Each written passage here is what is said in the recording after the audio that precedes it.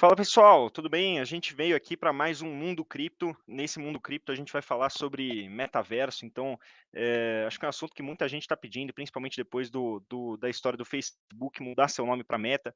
Então muita gente no canal da Genial, quando eu faço minhas participações na quinta-feira, vinha pedir.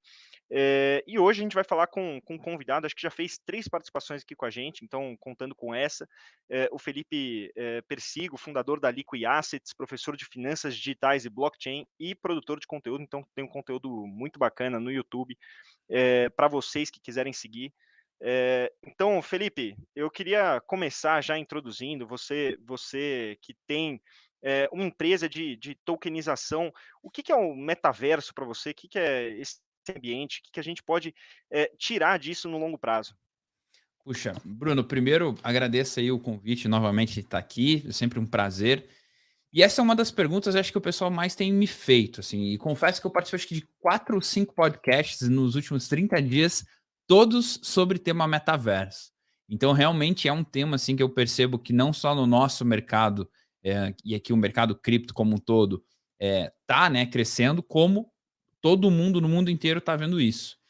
E na verdade, cara, a questão do metaverso já é uma coisa mais antiga, né? A gente acha que o negócio é de agora, mas na verdade agora é que as pessoas realmente estão conhecendo o metaverso. E o que é o metaverso, né, no final do dia? Eu gostei de uma explicação que eu vi um gringo falando, e ele falava muito sobre duas coisas que nós já temos hoje e que talvez nós nunca tínhamos percebido, que é a realidade virtual, que é um mundo virtual, né, onde você programa coisas dentro do jogo, jogos, você programa programas, sistemas, você pode, entrando aqui na questão, né, de um mundo virtual, você consegue criar um mundo virtual onde você joga lá dentro, você pode, tipo um The Sims, construir uma casa, mas uma vez você desligado dali, você continua com a tua vida e aquilo é uma coisa mais 2D, né? Uma coisa que, puxa, tá lá e você tá aqui. Aí quando a gente fala de realidade aumentada, eu lembro muito daquele jogo do Pokémon Go, aonde nós íamos na rua, projetava o celular e você via o bichinho ali onde você estava, né? Então, existe também outras coisas de realidade aumentada, como a própria Apple. Você entra no site deles para comprar um MacBook, você consegue, com o teu iPhone, projetar, você consegue ver o computador, como que ele ficaria na sua mesa, por exemplo. Então, isso é uma realidade aumentada.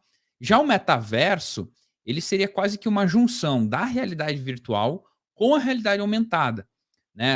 Talvez aí um dos filmes mais assistidos nos últimos tempos, até por conta dessa questão do metaverso, é um filme chamado Jogador Número Um, que era um filme que, inclusive, a crítica batia muito, que, putz, não era nada, que não era legal, e agora todo mundo só fala desse jogo. Mas o que é esse jogo, né? Esse filme, desculpa. Esse filme Jogador Número Um, ele retrata a história da onde existia um mundo virtual que se chamava Oasis, e dentro desse mundo virtual Oasis, os jogadores, eles tinham missões, podiam se relacionar ali dentro, e eventualmente o fundador desse mundo virtual, ele tinha morrido.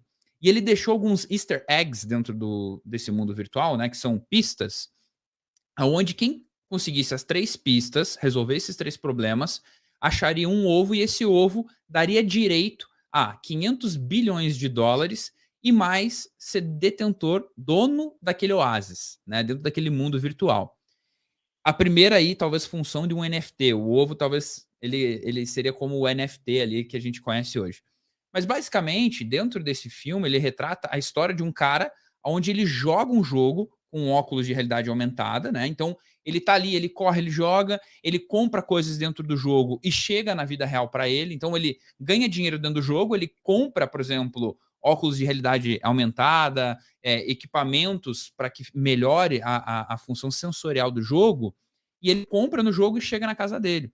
Então, para mim, esse filme, ele retrata muito bem o que é comprar coisas dentro dos jogos com dinheiro virtual e chegar na sua casa. Lembrando que também os jogos e o metaverso hoje ele é regido 100% ali por cripto, né? A boa parte. Então, o metaverso, para mim, ele seria a junção da realidade virtual com a realidade aumentada, trazendo para uma linguagem mais clara, seria como trazer o mundo virtual para o nosso mundo através de níveis sensoriais. Então, a gente conseguir se realizar coisas dentro desse mundo virtual, impactando nossa vida real, de uma certa forma.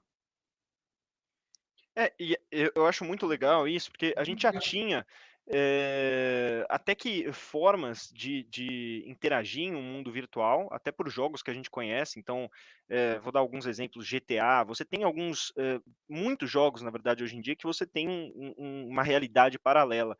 Eu acho que o que Sim, falta ainda é principalmente essa interconexão com, o universo que a gente vive, enfim, no dia a dia. A gente não consegue fazer essa exato. interconexão de uma forma tão fácil. Até tem gente que faz, por exemplo, a venda de avatares e de coisas em jogos centralizados que não rodam em blockchain e conseguem converter aquele valor para o mundo real. Mas é muito menos organizado do que a proposta que a gente passa até agora. Então, acho que hoje em Uhum, dia a gente está realmente tentando criar um ecossistema justamente para ter esse comércio, ter toda uma outra relação num universo que não só é paralelo, mas ele responde e ele convive com o nosso universo de vida real. Então, é realmente você ampliar o é, escopo da sua vida, do seu lazer, você poder fazer coisas no universo virtual realmente, como por exemplo, reuniões. Eu vi você falando sobre isso, acho que foi num podcast também. Você poder, por exemplo, fazer uma reunião e ir para um outro lugar sem precisar estar fisicamente lá, mas ter uma eu experiência sensorial com aquilo. Eu acredito que no futuro, por exemplo, se a gente parar para pensar, por exemplo, o evento da Genial, né? A Genial fez alguns eventos, painel de LED, onde tinha apresentadora, convidado, né? Imagine que no futuro, na minha casa vai existir um sensor, aonde ele vai fazer a minha leitura corporal e as pessoas que estiverem assistindo através do YouTube alguma coisa vão ter a impressão que eu estou sentado numa cadeira lá presencialmente, né, conversando. Mas na verdade eu não vou estar. Eu vou estar no meu escritório, sentado numa cadeira, através da realidade virtual, dessa forma, representado lá, né. E as pessoas, elas estarão lá assistindo no auditório, como se também estivessem lá. Então é como se nós estivéssemos lá apresentando fisicamente, e as pessoas com óculos em casa, sentado na sua sala, olhando, tendo a sensação que estão em um auditório vendo 2 pessoas falando. Então é mais do que só todo mundo vai ter um nível de sensação muito maior, né, de estar em um lugar que não está. Lógico que isso tem vários impactos, né, tanto bons quanto ruins.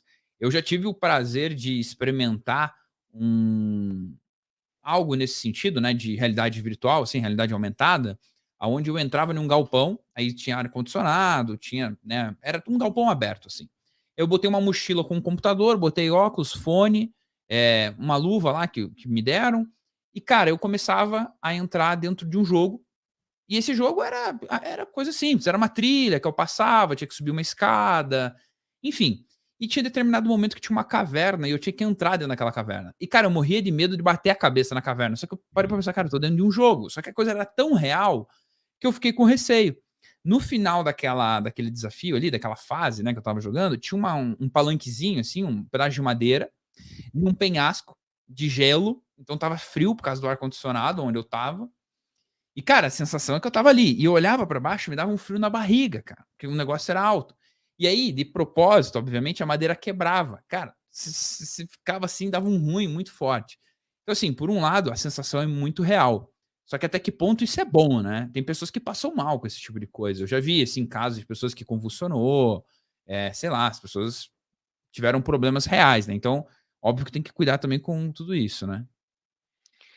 É legal, porque de uma certa forma, se a gente for olhar, é como se fosse uma rede social 2.0. Então, se você consegue se comunicar com pessoas, se colocar em determinados lugares e ter uma experiência sensorial com aquilo, você está conseguindo projetar a sua pessoa num lugar que você não poderia estar e ter relações sociais, o que eu acho que é mais importante. Então, até os jogos que a gente comentou Yeah. aqui, tem jogos, pô, há muito tempo a gente fala de Minecraft, de GTA Online, por exemplo, que aí seria uma forma de se conectar. E você tem esses jogos possibilitando que você se comunique lá dentro. E muitas pessoas utilizam esses jogos realmente como uma forma de se comunicar, principalmente Sim. pessoas mais jovens que a gente. Então, eu conheço pessoas que conheceram namorado, namorada dentro de jogos. E isso, para mim, Os meus é, primos jogavam Ragnarok e minha prima conheceu um cara de São Paulo e é casada, tem filho até hoje com o cara, bicho. Não, então, para mim é uma coisa muito louca, mas as pessoas passaram a se relacionar nesses universos que, no fundo, não se comunicavam com o mundo real de maneira organizada. Então, acho que até a questão do Facebook entrar nesse mercado foi muito mais uma visualização do próprio Facebook, do Zuckerberg, de que ele não estava tentando iniciar e ser precursor no mercado, ele estava tentando se proteger de uma coisa que ele acreditava que inevitavelmente ia acontecer e que eventualmente poderia tomar o espaço do negócio dele, então do próprio Facebook como rede social. Então, Uhum. eu particularmente achei uma jogada muito inteligente, porque ele já preconiza o que o metaverso tem potencial de ser por ser o próprio Facebook. Yeah. Então, a forma de fazer isso é muito interessante. Dentro disso, a gente tem até uma questão que o Facebook pode ser o precursor, mas a gente já tem uma discussão, por exemplo, de a centralização de dados, privacidade, com um universo e com um mundo digital que não é tão expansivo, não é tão grande Uhum. quanto seria um metaverso. Então a gente já tem essas discussões num mundo que ainda não é tão digitalizado. Imagina com um metaverso. Então acho que a Yeah. descentralização desses ecossistemas pode vir a calhar muito nesse sentido. Então acho que realmente as criptomoedas, as blockchains vão ter um papel no longo prazo muito grande nisso.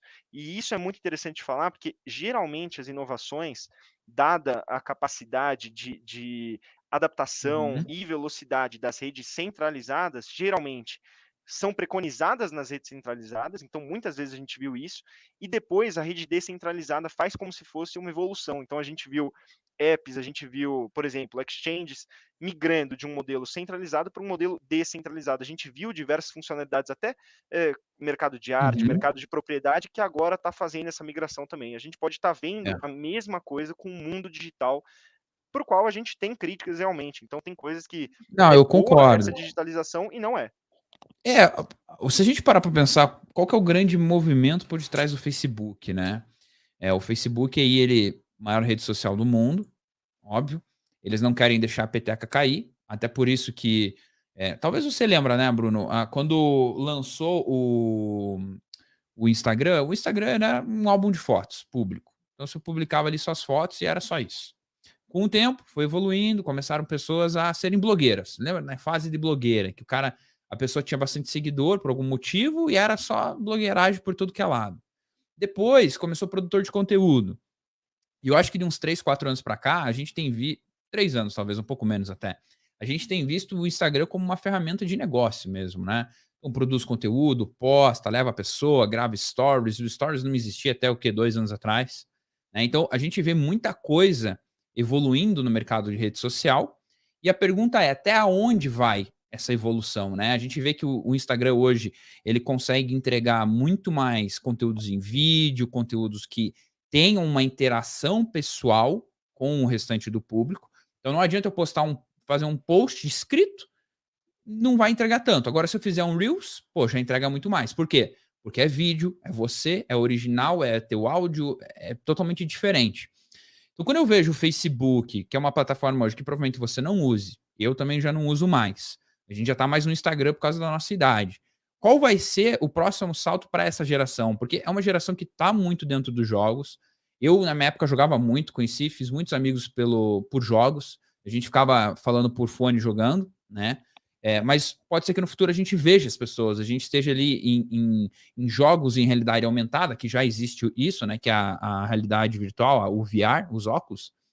E ao meu ver, o Facebook está fazendo isso porque ele precisa inovar no quesito de qual vai ser o próximo grande passo da rede social. A interação dentro de um mundo virtual, onde as pessoas podem se relacionar, se verem e terem as suas relações ali, independente de quais sejam elas, né? Óbvio que se a gente parar para pensar que o Facebook hoje é uma das maiores empresas do mundo, eles têm 2 bilhões dos 8 bilhões de pessoas cadastradas na plataforma deles. É muito perigoso. A gente vai ter uma grande empresa que já sabe tudo sobre nós, que já entrega tudo que a gente precisa e talvez a gente esteja pensando em precisar. E o que será que eles vão ter de dados e de informações quando eles souberem, cara, eu não sei que tipo de informação o metaverso vai coletar, né. Talvez eu vá numa loja virtual e compre coisas, tipo, o que eu penso, né, falando em web 3.0, imagine que hoje você entra, por exemplo, no Mercado Livre, você vê uma prateleira estática, virtual ali. Imagine que você pudesse entrar em um Mercado Livre, por exemplo, numa Amazon, dentro do metaverso, caminhar dentro de um galpão virtual, escolher os produtos, comprar através do metaverso e chegar na tua casa. É a mesma coisa com uma experiência diferente. Você pode ver que essa experiência que eu comento de entrar, visitar esse lugar no metaverso, ele vai demandar de muito mais tempo, meu. Então as pessoas vão até ficar mais presas dentro desse mundo virtual, o que é perigoso. Então, é quase que uma Matrix, cara. Inclusive, o filme lança dia 22, e para quem gostar. Não, e eu já vi isso. Então, no passado, inclusive, eu vi uma empresa que fazia justamente isso. Ela convertia lojas físicas em lojas virtuais, mas não somente lojas virtuais, onde você acessava no seu aplicativo, você acessava uma experiência totalmente 3D. Isso não era ainda Não. 100% operacional em termos de ter alguma escala. Então, a gente ainda vê pouco esse tipo de iniciativa, mas é uma coisa que possui uma exponencialidade muito grande. Então, acho que na medida em que esse tipo de tecnologia fosse desenvolvendo e existir um ecossistema para integrar tudo isso, que é o principal fator. Então, você poder, por exemplo, num shopping virtual, ao invés de num shopping físico, você ter todo esse tipo de informação compilada em um só lugar, eu acho que aí você vira a chavinha para um potencial enorme. Eu acho que é bacana a gente até comentar sobre Uhum. as NFTs dentro de tudo isso. Então, Perfeito. NFTs vinham sendo faladas, acho que há muito tempo, como uma forma de comercializar arte, como um registro de verificação de arte, uma forma das Uhum. pessoas que criam artes digitais poderem vendê-las para o mundo inteiro. E agora eu sinto que virou a chavinha também para uma coisa que pode ser muito mais útil em termos de valor. Então, você poder realmente ter uma terra, poder ter um avatar, poder utilizar isso em um jogo e Uhum. converter isso eventualmente para a vida real. Como é que você acha que o metaverso revoluciona esse universo de NFTs, que na verdade nasceram como colecionáveis de jogos, e agora fizeram toda uma volta e estão voltando para isso, mas não só como colecionáveis que você vai guardar em carteira e vai poder ver, mas você vai poder usar. Cara, é uma pergunta boa, sim, e é um tema que eu tenho estudado até que ponto é sustentável os NFTs, né? Mas, por exemplo, eu até estava falando contigo antes aqui, e tem um jogo novo que lançou que é Tetan Arena, né? É um jogozinho. Cara, um jogo super legal para celular, é muito similar aos jogos que a gente tem aí hoje em dia. Você pode criar uma conta, e quando você vai criar essa conta, você vincula a sua carteira de cripto, né? Dentro dessa conta para fazer o login. Não necessariamente você precisa ter cripto, nem necessariamente você precisa comprar alguma coisa, você pode jogar ali free. E mesmo free você consegue ganhar alguns recursos. A grande questão é que dentro desses jogos, nesse caso específico, quando você entra para comprar um personagem e você quer melhorar o teu personagem, antigamente você comprava as geminhas dentro desses jogos de celular só para você ter um poderzinho a mais, alguma coisa nesse sentido, e você não ganhava nada em troca, a não ser o prestígio dentro do jogo. Hoje em dia, os jogos te permitem comprar esses itens melhores, só que por você estar comprando esse item melhor, você consegue ter benefícios dentro do jogo, e que esses benefícios, uma vez trocados por outras criptos, te geram renda fora do jogo. Então, até para desmistificar uma coisa aqui, Bruno, não é que os jogos eles pagam as pessoas para jogar. As pessoas acham isso. Ah, eu vou jogar X Infinity porque o X Infinity me paga para jogar. Não. O X Infinity não paga ninguém, nenhum blockchain games paga ninguém. A questão é, uma vez você se tornando um jogador, você vai precisar colocar dinheiro para jogar, e você colocando dinheiro para jogar, os itens que você conquistar dentro do jogo, por terem utilidades, que é a classificação de utility tokens, que são tokens de utilidade, por esses tokens terem utilidade, utilidade no quesito de quê? Melhoria do personagem, compra de itens, enfim, diferentes benefícios dependendo do jogo. Por eles terem vantagens, pessoas querem comprar esses tokens para melhorar seus personagens, e por isso que vale dinheiro. Óbvio que se o X Infinity perde o seu prestígio ou as pessoas perdem o interesse, aquele token que antes tinha uma utilidade passa a não ter tanta utilidade. E aí o preço do token tende a cair. Então as pessoas têm que entender que o mecanismo do jogo ele é muito mais do que simplesmente joga e eu te pago. Depende de pessoas necessitando daqueles itens para que ele tenha valor. E aí quando você me pergunta da questão do NFT, né? Como é que funciona isso? No caso aqui desse jogo que eu comentei de celular, o personagem é um NFT. Então, para quem tá jogando, não muda nada. Para quem tá jogando, o personagem, ó, por exemplo, esse é um personagem. Esse personagenzinho, ele é um NFT. Ele é um NFT dentro da minha carteira da Binance, né? Na rede da Binance, na MetaMask. Então, isso aqui é um NFT. Eu posso vender esse personagem para alguém. Esse NFT em específico eu peguei num baúzinho, mas ele vale hoje $800, para você ter uma ideia. Então, tipo assim, eu paguei $20 no negócio, hoje ele vale 800. Ah, mas eu não quero vender. Eu posso jogar. E cada jogo que eu jogo, eu ganho em média $5. Então, eu posso jogar, ou melhor, $20 por dia eu consigo coletar. Então, eu consigo coletar $20 por dia, mais ali as bonificações e tal, $30 que seja. $30 hoje. Se o token subir, a gente ganha mais, né? Então, como é que funciona? O NFT em si, ele é o personagem. O NFT em si, ele é o item de melhoria. O NFT é os itens para qualquer outra coisa de jogo, né? Então, o NFT em si, ele é o personagem, ele é o item dentro do jogo para melhoria. Ele é como se fosse as skins dos jogos. Hoje, quando por exemplo, o CS, né, o Counter-Strike, tem pessoas comprando skins por milhões de reais. E por quê? Simplesmente porque acham bonito o desenho da skin, porque a skin é rara. Agora, imagine que se você pudesse comprar uma skin de $2 milhões, que fosse um NFT, você pudesse transacionar muito mais fácil do que hoje em dia, e também aquilo desse melhorias para o teu personagem, entende? Então, é esses mecanismos que as pessoas precisam entender. Essa sua explicação é muito legal, porque ela me lembra muito a explicação de diferença entre Bitcoin e Ethereum, quando você fala de utility token. Quando a gente falava de Bitcoin lá atrás, a gente fala sobre reserva de valor num sentido muito mais subjetivo, das pessoas demandarem aquilo porque não tem interferência governamental. Então, essa por trás. E Ethereum, a gente fala que as pessoas demandam porque você vai poder utilizá-la para um pagamento em uma rede que tem Uhum, alguma funcionalidade. Então, de uma certa forma, é muito interessante você falar e separar o utility token de, por exemplo, uma NFT que é puramente uma arte que você não vai poder utilizar para alguma funcionalidade, porque dá esse senso também de um colecionável, meramente colecionável, e uhum, de algo que você vai poder converter em algum valor, vai ter alguma utilidade. Então, eu achei muito interessante essa diferenciação que você fez. Uma coisa que eu queria comentar, na verdade, a gente tem visto NFTs subindo e valorizando de uma forma exponencial, então muito acelerada. A gente viu, por exemplo, NFTs demais. que foram vendidas a $69 bilhões, e nesse caso não foi nenhuma NFT que era um utility token, então foi uma arte digital somente. Eh, Quando isso acontece, então quando eu vejo uma valorização tão rápida de um ativo tão novo, isso me lembra muito o Bitcoin no início e 2017. Na verdade, me lembra o Bitcoin em vários momentos de sua história. Eh, e me remete a coisas que também já aconteceram no Bitcoin, como, por exemplo, as pessoas comprarem durante um período de grande valorização e depois a gente tem um momento em que o ativo não perde valor, efetivamente, nada Uhum. muda em seu fundamento, mas as pessoas passam a demandar, pelo menos por um curto período de tempo, esse ativo em um volume inferior, o que faz o preço cair muito. Geralmente foram as bolhas do Bitcoin, tanto em 2013, 2017, Sim. quanto o que a gente viu em 2020. Então, se a gente for observar esse mercado, você acha que a gente pode estar vendo uma bolha em termos de NFT especificamente? Então, existe esse risco e como a gente mitiga ele e pode também aproveitá-lo? Porque, de uma certa Legal. forma, ficar fora das bolhas, tem uma frase que eu gosto muito, que é estar certo na hora errada e estar errado.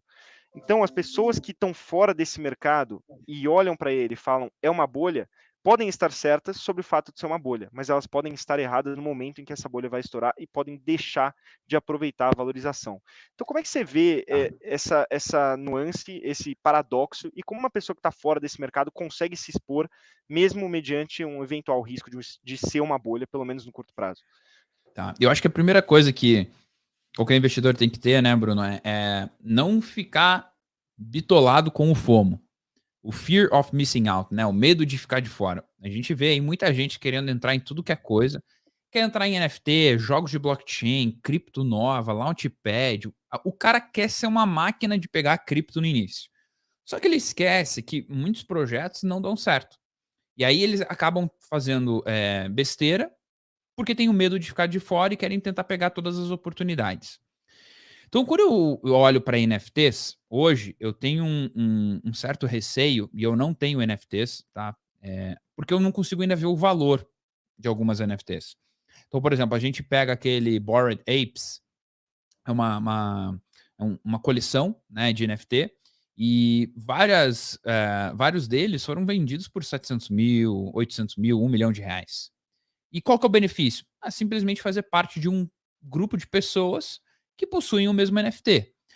Mas puxa, as pessoas que têm esse Bored Ape, que vão nesses encontros de quem tem esse NFT, são pessoas famosas. Se a pessoa vê valor nisso, ela compra.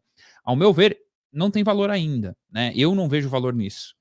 Então, assim, eu acho que existe sim uma baita especulação no quesito de NFTs. Eu acho que ainda é muito difícil conseguir precificar um NFT. Como é que eu precifico uma imagem? Até porque aquela imagem, quando você tem ela na sua wallet, você não tem aquela imagem.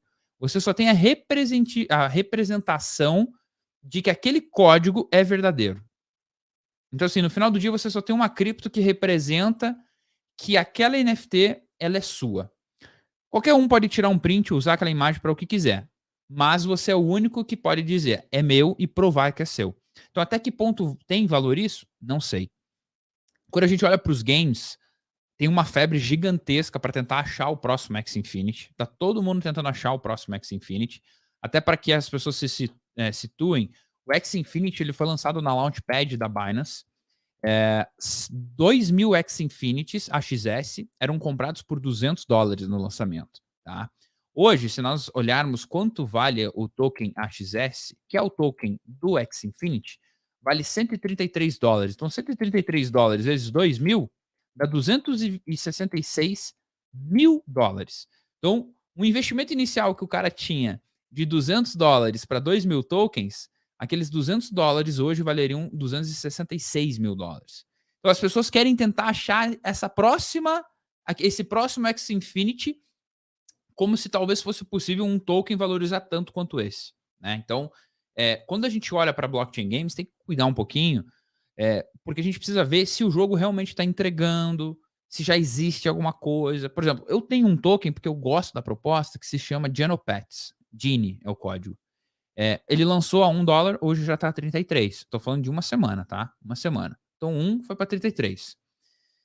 Até que ponto isso é sustentável? Não sei. Por quê? Porque o jogo não tem nada. Não tem nem jogo ainda. É só o roadmap para fazer. E já levantou centenas de milhões de dólares. Então, assim, até que ponto vale entrar num jogo que está começando? Até que ponto vale a pena comprar um token de um jogo? Vai muito ali do que o mercado está falando. Eu acho que é muito especulativo ainda, tá? O Axie Infinity já se provou no tempo, já mostrou que realmente ele funciona, tá lá funcionando há um bom tempo.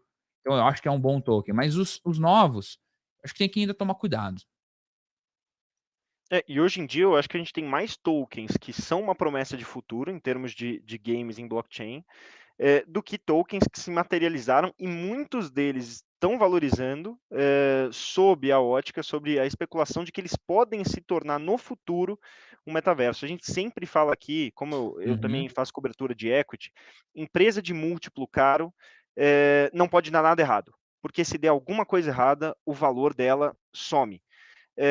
E a gente tem mais ou menos esse mesmo contexto. Para esses tokens que não foram criados, se der errado, o valor dele desaparece.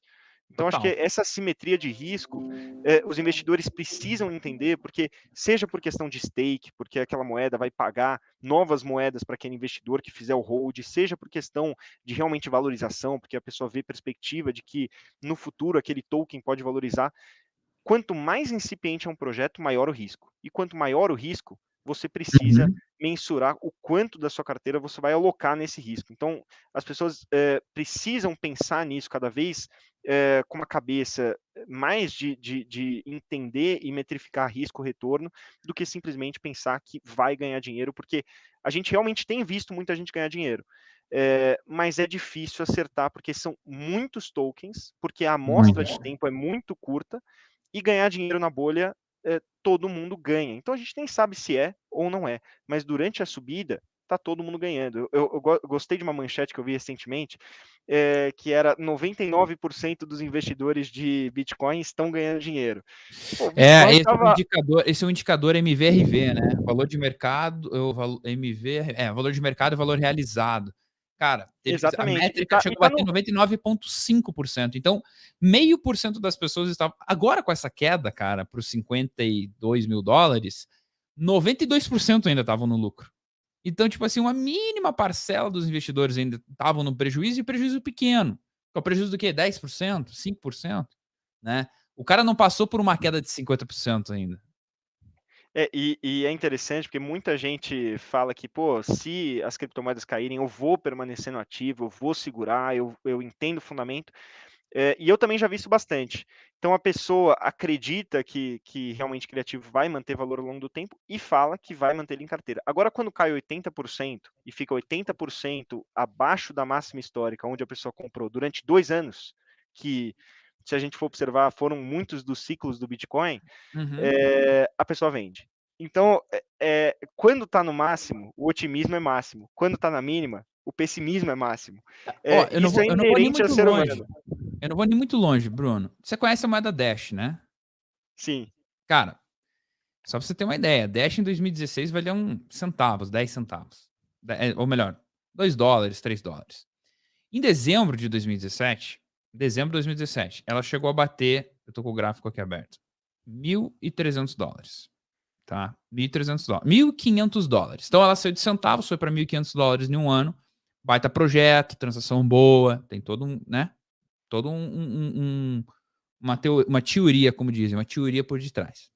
Hoje, essa cripto, pô, a tendência é que ela tenha crescido como o Bitcoin, porque ela estava no top 5 em 2017, era uma das maiores criptos, uma das melhores propostas.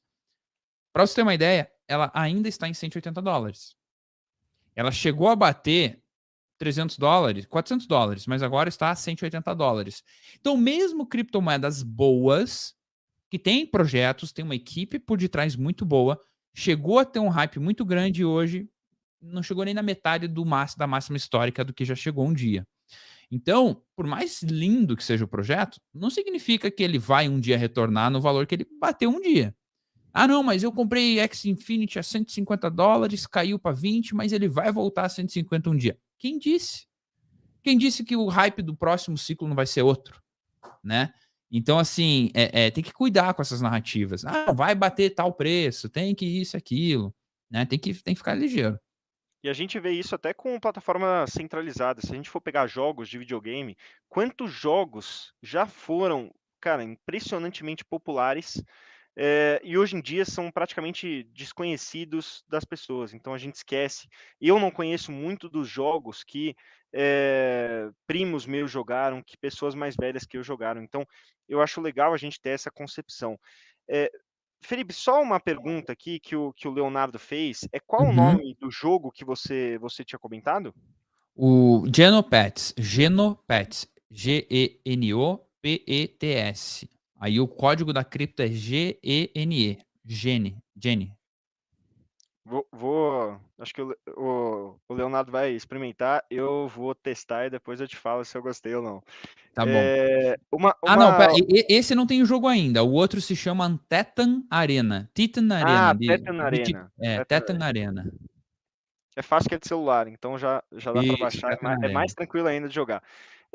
Uma coisa legal da gente comentar, então, acho que até fora as NFTs, que outros investimentos as pessoas podem fazer nesse mercado de metaverso. Então, fora as NFTs, você tem o próprio token daquelas plataformas de jogos, enfim, você tem o Mana, por exemplo, você tem o Sand do Sandbox, que também é um projeto que as pessoas colocam muita expectativa de futuro. Você tem o AXS do X Infinity. O que você faz com esses tokens? Por que eles podem ter valor no futuro?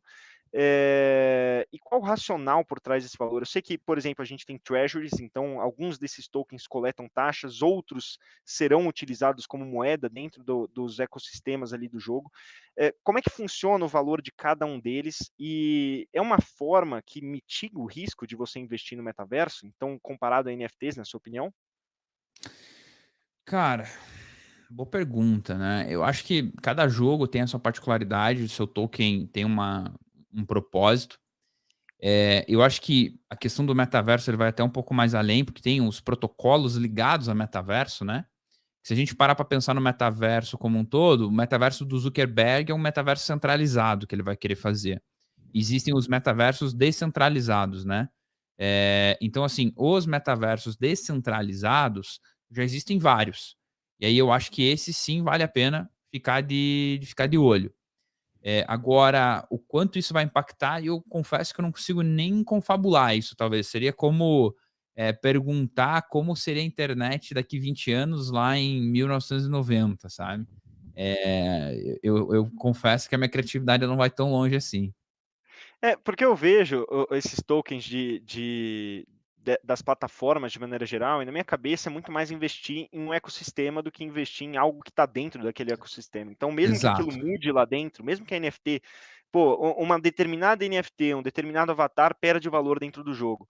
Pô, mas pelo menos eu estou investindo no token como um todo que vai ter algum valor lá dentro. Então, para Isso. mim, eh, me dá um senso de mitigar o risco. E mais ainda, eu acho, é a própria Ethereum, que é a blockchain por trás de tudo isso, que você tem que utilizar a Ethereum para pagar a taxa de muitos desses jogos, para pagar as compras de avatares e de terras de Uhum. muitos desses jogos. Então, eu acho interessante essa mensuração de risco, porque você tem NFT como o mais arriscado de todos, e que hoje em dia eu acho que de longe é o que está dando mais retorno. Você tem os tokens, em segundo lugar dos jogos, que dão menos retorno, mas também dão um retorno muito alto, exemplo de Sandbox, por exemplo, a gente tem esses Uhum. tokens, inclusive eu estava olhando hoje, valendo mais na somatória do que as ações da própria Nintendo.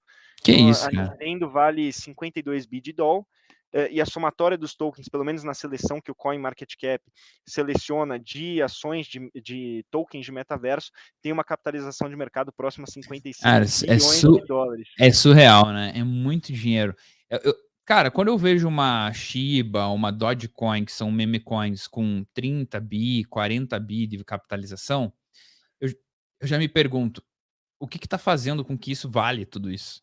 Né? Será que as pessoas realmente estão com dinheiro sobrando, estão colocando em qualquer coisa? O que vai acontecer se existir uma correção no mercado tradicional? Então, tudo isso eu me pergunto, Eu né? me pergunto a mesma coisa e eu vejo uma correlação grande até com o mercado tradicional. Você tem as meme stocks, você tem cripto stocks, na verdade, cripto memes, né? Meme, a Dogecoin, pô, a gente fala há muito tempo que não tem fundamento, todo mundo fala que não tem fundamento, e até gente que fala para mim que não tem fundamento fala, eu compro, porque ele acha que vai valorizar, porque as pessoas acreditam que, de uma certa forma, aquilo tem algum valor, seja, É. pô, é colecionável, as pessoas gostam, as pessoas vou surfar o hype então dessa moeda. Enfim, a gente vê muita gente fazendo isso, é um caráter puramente especulativo, mas no longo prazo, o exemplo da Dash são moedas que têm pouca perspectiva de futuro. Então, se você pensar no investimento que não é especulativo, pô, vou esperar 10 anos para ver se aquela moeda vira chave, se aquilo vira alguma coisa, Uhum. você não vai apostar numa meme stock, porque muito Não. provavelmente, seja por qualquer razão, seja aumento de taxa de juros americana, seja qualquer razão, isso pode cair por terra de uma forma muito fácil. Cara, se fosse para mim me comprar 5 criptos para segurar 10 anos sem mexer na minha carteira, eu compraria sem dúvidas Bitcoin, compraria Ethereum, compraria Polkadot, compraria Link e compraria talvez aí uma Solana. Tipo, são 5 criptos que eu compraria, que para mim são grandes projetos e que são aqueles projetos realmente para longo prazo, com coisas que estão mudando de fato a economia, que estão melhorando todo o ecossistema, não só especulação, né? Óbvio, você vai ganhar dinheiro, mas assim, é muito mais do que o dinheiro, né? O propósito por detrás da cripto. A Polkadot chega até a se relacionar com essa tese indiretamente de metaverso, porque ela dá escala para blockchains de uma maneira geral. Então Ah, você para pode até todos. interconectar. Eu acho a tese muito legal da gente passar por isso, porque a Polkadot tem o objetivo justamente de interconectar essas blockchains e gerar mais escala, que é um problema muito grande das blockchains até então. A gente tem geralmente problemas de escala limitando o crescimento dessas blockchains. Então, de uma maneira geral, é muito bacana a gente Uhum, olhar isso, porque essas teses, as boas teses, se correlacionam. Então, até Chainlink, por exemplo, a gente falava de Chainlink há bastante tempo, e a tese dela se correlaciona com, em essência, todas as inovações que a gente tem visto, porque ela faz uma total. interconexão do mundo virtual com o mundo real. Então, essas boas teses são realmente que se perpetuam. E o Bitcoin, a exemplo, foi uma boa tese que tem se perpetuado até hoje. Então, acho muito bacana a gente realmente diversificar e diferenciar quais são as moedas que realmente têm algum futuro, que têm alguma perspectiva, das que são só Uhum. especulação e das que podem ter um futuro, mas ainda estão muito no projeto e são pouco tangíveis, digamos assim, que são, por exemplo, esses tokens de jogos que, na verdade, não se materializaram ainda. Felipe, eu queria fazer uma última pergunta para você. Claro. O que a gente pode esperar desse tipo de token, desses tokens, quando a gente entrar num bear market? Você acha que, dado a grande valorização ou uma tese positiva, a gente pode ter um movimento diferente do que a gente esperaria do Bitcoin, por exemplo, ou de Ethereum, que são moedas mais mainstream? Ah, você sabe que é uma pergunta assim que eu sempre me faço, né? O que que vai acontecer se vier um bear market? Ou melhor, quando vier um bear market? Porque ele vem. Cara, não tenho nem como responder, mas a reflexão que eu deixo é: no último bear market nós não tínhamos DeFi, nós não tínhamos NFTs, nós não tínhamos blockchain games, a gente não tinha no DeFi, por exemplo, lending, a gente não tinha nada disso. Então, assim, são mundos novos que estão sendo criados, que quando vier esse bear market, eu não sei nem o que pode acontecer. Porque, em tese, não deveria sofrer o blockchain games, nem o NFT, nem o DeFi. Mas, cara, como tá tudo meio correlacionado, as coisas tendem a cair. É como o mercado de ações. Ah, tem um problema, sei lá do quê. Mas às vezes uma empresa de um segmento que não tem nada a ver com a outra é impactado também. Por quê? Ah, porque o mercado como um todo acredita que aquilo é ruim ou é bom, né? Então, assim, eu acho que é muito na expectativa, na realidade do que pode acontecer e tem que esperar, cara. Às vezes eu tenho que lidar com 2 sentimentos, o FOMO, né, de cara, quero pegar todas as oportunidades que tem no mercado, e eu também lido com o sentimento de: "Puta, será que já não tá na hora de vender um pouquinho? Mais um pouquinho? Porque será que não tá esticado? Ah, E é mas por isso pô, que a 20 gente precisa ter uma institucionais". estratégia bem definida. Eu tenho um Exato, percentual da minha carteira que eu quero ter em determinadas criptos e em cripto de maneira geral. E sempre que é isso bate aí. aquele percentual abaixo, no caso, eu compro mais, e acima, eu vendo. Então, acho que se você tiver uma estratégia, consolidada na sua cabeça, você vai mitigar os eventuais erros que você pode Exatamente. cometer quando o mercado jogar contra você.